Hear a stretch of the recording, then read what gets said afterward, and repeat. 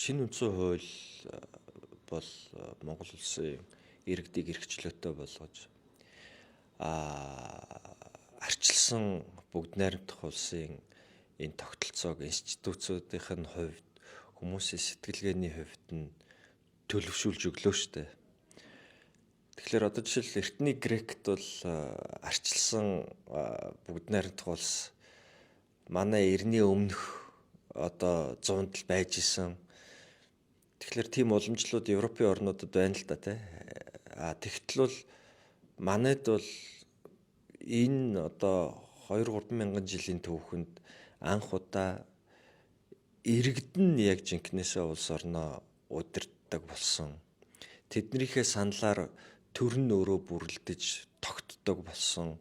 Эрхчлөөтэй иргэнтэй энэ нийгэм анх удаа болж байгаа хөөх. Тэгэхээр маш том ажил хийсэн байгаа үстэй энэ шинэ үндсэн хууль бол өөрөөр хэлбэл иргэншсэн иргэний төлөө хүн төвтэй арчилсан бүгд найрамдах улсыг бид нар бий болгож чадсан. Тэгэхээр энэ бол тэр үндсэн хууль тэр үед баталж исэн хүмүүсийн одоо хойч үедээ үлдээж байгаа маш том өв. Тэрийн тэр үзэл санаагаар нь эрхчлөөнийх нь үзэл санаатаагаар цаашаа хөгжүүлээд аваад явна гэдэг бол тухайн үе болгоны өнөөдөр бидний үеийн та бидний үеийн бидний арын одоо үр хүүхдүүдийн үеийн хамгийн том хариуцлага, хамгийн том ажил. Анхны үзэл санаандаа хүргэж хийх ёстой юмнууд зөндөө байсаар л байна.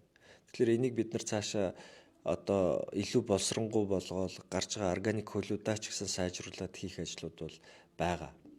Гэхдээ юм огт хийгдэггүй юм шиг нэг үгүйсгэж ярьдаг. Тэр нь тэгээд гой мод болж явагддаг. Нэг юм шүүмжлэхлээр өөртөө 10 хуудас ч юм уншаагүй байж амар их шүүмжилдэг хүмүүс байдаг шүү дээ. Ерөөсөө юм болохгүй байна. Тэр шүүмжлэх эрхчлөөгийн тэр үндсэн хууль олгоод өгсөн байхгүй. Тэр өмнөх үе чинь тийм нийгмийг байгуулад өгчөөд байгаа байхгүй. Одоо зарим нөхдөд социализм яриад яваад шүү дээ. Социализм одоо үед социалист нийгэмд 1 минут амьдарч үзээгүй хүмүүс үн төлбөргүй боловсролын системтэй байсан, үн төлбөргүй эрүүл мэндийн системтэй байсан. Ямар гоё юм бэ гэдээ яриад явж байгаа нөхдүүд байж штэ. Тэгэхээр тэр үед ямар чанартай тэгвэл эрүүл мэндийн үйлчилгээ авч ирсэн.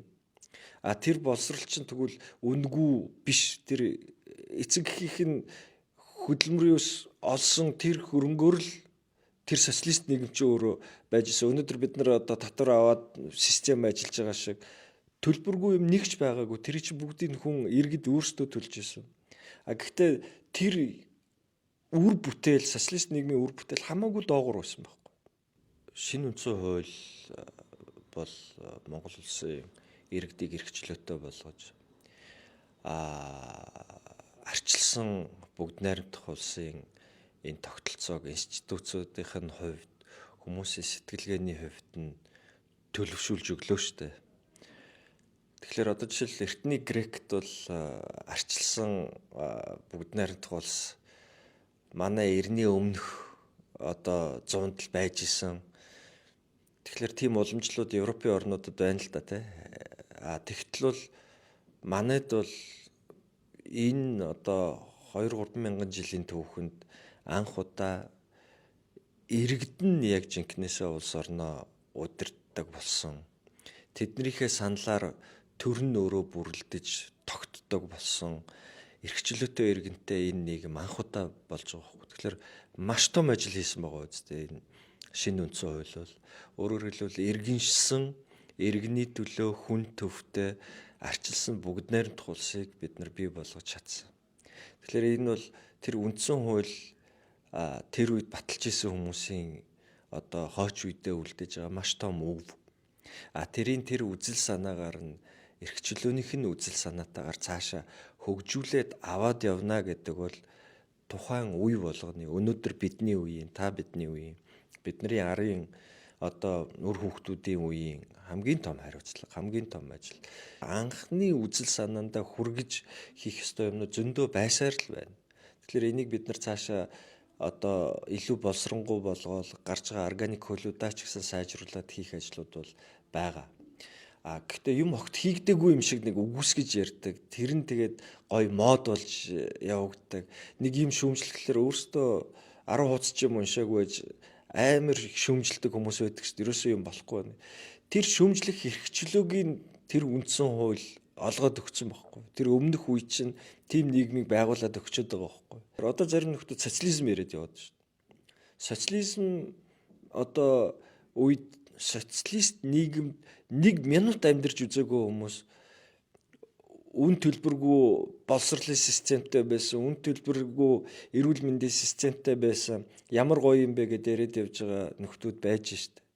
Тэгэхээр тэр үед ямар чанартай тэгвэл эрүүл мэндийн үйлчилгээ авч ирсэн.